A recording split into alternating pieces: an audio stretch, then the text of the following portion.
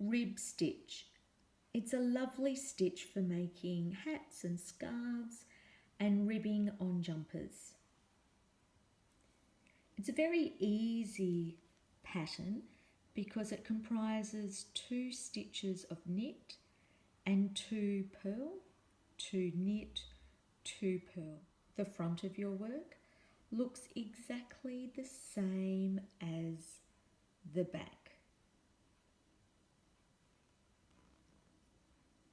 It's very important to have an even number of stitches, and you can actually count how many ribs you'll have depending on the stitches. So I have 12. 2, 4, 6, 8, 10, 12. To start with, we can see that our first 2 stitches are the knit stitches. So we come up, we place 1 stitch onto our second needle, 2,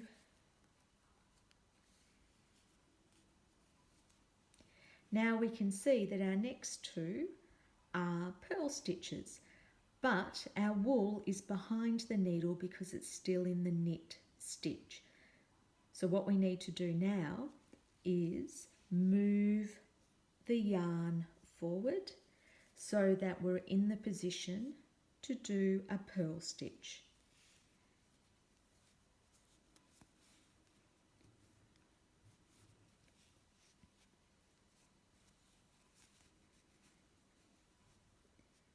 Our next 2 stitches are knit. We need to move our wool back and knit 2.